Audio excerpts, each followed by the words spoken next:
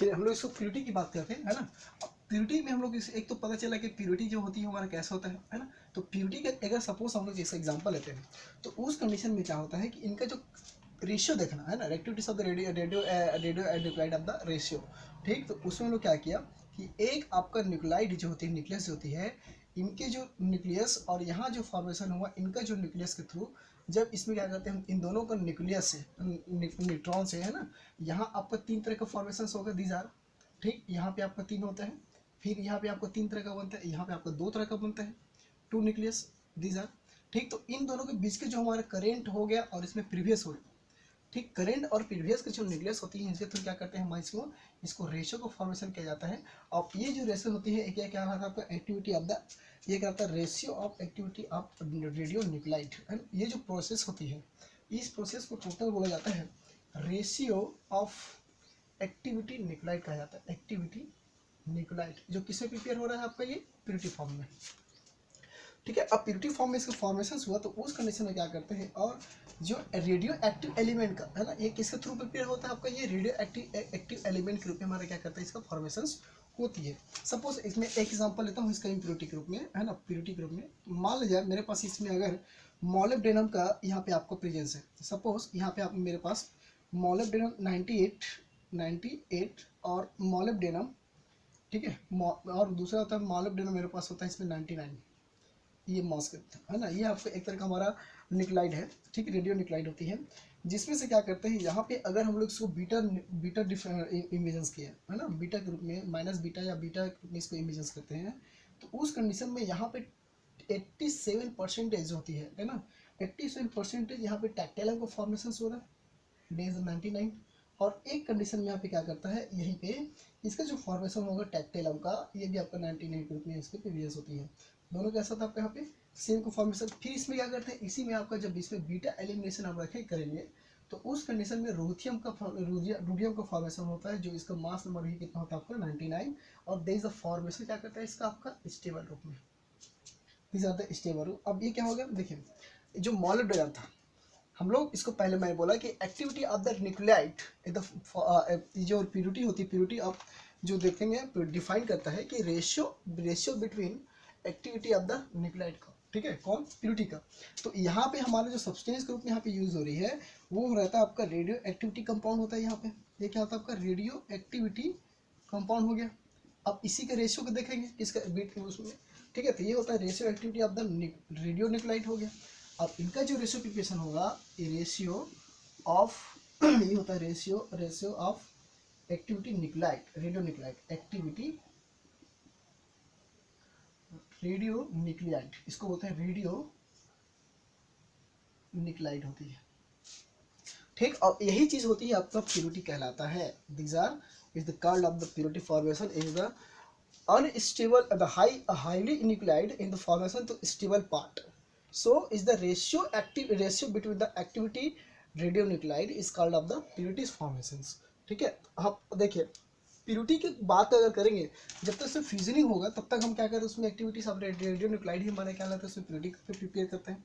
यहाँ 99 था सभी में कि उसका मास नंबर क्या है, टेक्टिलम में 99, यहाँ भी टेक्टिलम में, रूथियम में कितना है आपका 99। तो उस कंडीशन में क्या कहते हैं इसको, यहाँ पे इसको प्योरिटी फॉर्मेशन को देखा जाता है, ठीक है। अब रेडियोन्यूक्लाइड होती है प्योरिटी डिटर्मिनेशन करने के लिए कैसे में आता है आपका एक तरह का, इसमें इनको जो डिटर्मिनेशन करते हैं है ना, इसको जो डिटर्मिनेशन किया जाता है प्योरिटी को, वो डिटर्मिनेशन यहाँ से इधर लिखता हूँ मैं, ये क्या करता है इनका जो डिटर्मिनेशन होती है प्योरिटी का वो किसमें करता है आपका determination of the gamma ray spectroscopy या गामा रेस, इसका डिटर्मिनेशन होता है गामा रे के द्वारा, ठीक है। गामा रे के थ्रू इसमें मतलब क्या हुआ कि इस एग्जांपल में अगर हम लोग मॉलिब्डेनम का, तो मॉलिब्डेनम लेने में क्या करते हैं इसमें एक तरह का गामा या उसकी जो प्योरिटी जो डिटर्मिनेशन होती है ना, वो प्योरिटी डिटर्मिनेशन हमारे किसके थ्रू पता चलता है कि गामा स्पेक्ट्रोस्कोपी या फिर गामा रेडिएशन के रूप में क्या करते हैं इसका फॉर्मेशन होती है, ठीक है। ये आपका प्योरिटी इम्प्योरिटी दोनों टाइप्स हो गया, ठीक। अगर हम लोग इसका कुछ स्पेशली केस देखते हैं तो स्पेशली में क्या इसका स्पेशली जो केस होता है एक तरह से क्या करता है सबसे वेरी इंपॉर्टेंट, इससे फ्यूजनिंग ऑफ द जो फ्यूजन्स होती है न्यूक्लियस में जो फ्यूजन्स होता है वही हमारा क्या कहता है ओरिजिन ऑफ दिस द किसका होता है आपका इम्प्योरिटीज फॉर्मेशंस, ठीक है। इसमें जितना ज़्यादा इसमें फ्यूजन्स होगा मतलब कि अगर हम लोग इस कंडीशन में इसको देखेंगे ठीक है। तो उसमें क्या बोलते हैं कि इसका जो फॉर्मेशन होती है वो एक्चुअल में इसका जो बनना है ना, ओरिजिन फ्यूजन ओरिजिन के थ्रू क्या करता है, इसका प्रिपरेशन होते जाता है। मतलब कि जब हमारा एक न्यूक्लियस से एक न्यूक्लियस से दो न्यूक्लियस बना, दो न्यूक्लियस से फिर तीन, मतलब दो न्यूक्लियस से फिर हमारा 6 बना, 6 से फिर हुआ क्या करता है, बढ़ते जाता है। एक्चुअल में इसको हम लोग बोलेंगे तो इसको चेयर रिएक्शन भी बोल सकते हैं। तो ये जो चेयर रिएक्शन के थ्रू यहाँ पे फॉर्मेशन होता है वो क्या करता है, इस तरह का जो केस होती है चेयर रिएक्शन के केस में, उस केस में क्या करते हैं, उसको प्योरिटी और इम्प्योरिटी चीज़ को क्या करते हैं, इसको देखने को मिलता है। There is the specially case of this the fusions, nucleus fusions origins and और दिस द चेन रिएक्शंस। ठीक है, इस तरह जो केस होती है उस तरह के केस में क्या करते हैं हम, इसमें उसको देखा जाता है, या इसको बोल सकते हैं there is the product of the fusion origins chair reactions and the case.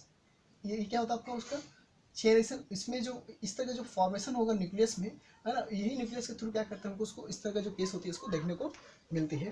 ठीक, इसके बाद जो होती है रेडियो जो आइसोटोप्स होती है वो क्या करते हैं, एक तो free state which the only mean that the free from of the presence of the force and stable isotopes of the sub element. अब देखिए इसमें क्या करते हैं, स्टेबल फॉर्मेशन, इसकी जो बात कर रहे थे कि ये हमारा पहला जो होती है इसका जो फॉर्मेशन, इसको मान लिया जाए ये मॉलिब्डेनम 98 था, तो वो इस मॉलिब्डेनम में एक्चुअल में क्या होगा, इसका यहाँ पे हैवी निकल स्टेबल होती है, अनस्टेबल होती है, जो इसकी फ्यूजन होने के बाद क्या किसके ऊपर प्रिपेयर करता है आपका स्टेबल फॉर्म को, किसका, सेम एलिमेंट, है ना। तो सेम एलिमेंट मॉलिब्डेनम का ही क्या करते हैं एलिमेंट ग्रुप में प्रेजेंस हुआ, फ्यूजन से हुआ, है ना। तो फ्यूजन के थ्रू क्या बढ़ता है यहाँ पर रुडियम जो होती है इसका फॉर्मेशन होने पर क्या करते हैं यहाँ पे हमारे स्टेबल फॉर्म का प्रिपरेशन करती है। ठीक, अब यहाँ पे क्या करते हैं कि अगर यहाँ पे फ्री रेडियो एक्टिव आइसोटोप्स जो होती है ना, एक यहाँ पे क्या करते हैं ratio chemicals of the pure substance के रूप में यहाँ पे हमको भी इसको यूज़ कर सकते हैं। ठीक है, और एक्चुअल में क्या करते हैं इसका जो केमिकली प्रेजेंस होती है वो हमारा क्या करता है, यहाँ पे इसका जो केमिकली प्रेजेंस होता है ना, केमिकल्स के रूप में यहाँ पे जितने भी सारा चीज़ यहाँ पे केमिकल एक्टिविटी दिखेगा वो रिएक्टिविटी अच्छी रिएक्टिविटी होगा, वो क्या करता है हमारा यहाँ पे उसका इम्प्यूरिटी के रूप में क्या करता है यहाँ पे प्रिपरेशंस होती है। ठीक है, ये होता है आपका कहलाती है प्यूरिटीज एंड इम्प्यूरिटीज। ठीक, इसमें हम लोग कैसे इसको डिफाइन किया, कैसे इसमें देखें, है ना, तो उस कंडीशन में हम इसको पूरा कम्प्लीटली इसको देखा जाता है। देन इसका स्ट्रेंथ की बात करते हैं। ठीक है, प्यूरिटी हुआ रेडियो आइसोटोप्स का, अगर हम इसको स्ट्रेंथ की देखेंगे, स्ट्रेंथ के फॉर्मेशन में या स्ट्रेंथ के रूप में, तो उस कंडीशन में स्ट्रेंथ क्या होता है, the strength of the preparations in the unit of the million और micro curies of the millilitres. अब देखिए स्ट्रेंथ का मतलब ये होता है कि जब हमारा किसी भी न्यू चीज़ का इसमें फॉर्मेशन होता है तो उसका हमको सिर्फ उसका इस यूनिट को देखेंगे कौन सी यूनिट के रूप में प्रेजेंस होती है। अब बात करता हूँ इसमें इसका स्ट्रेंथ की, यहाँ पे स्ट्रेंथ जो रेडियो एक्टिविटी आइसोटोप्स होता है इसका जब प्रिपरेशंस हुआ, है ना, इनका जो प्रिपरेशंस होती है तो प्रिपरेशंस में इनका जो यूनिट होगा वो कौन सी होती है, दे ज़्यादा प्रिपरेशन ऑफ द यूनिट। ठीक है, प्रिपरेशन ऑफ द यूनिट जो होती है वो या तो मिलियंस में प्रेजेंस होता है, मिलियन में, या मिलियंस होगा, या तो फिर ये होता है आपका माइक्रो क्यूरिस, इसको बोलते हैं माइक्रो क्यूरिस के रूप में प्रेजेंस होता है।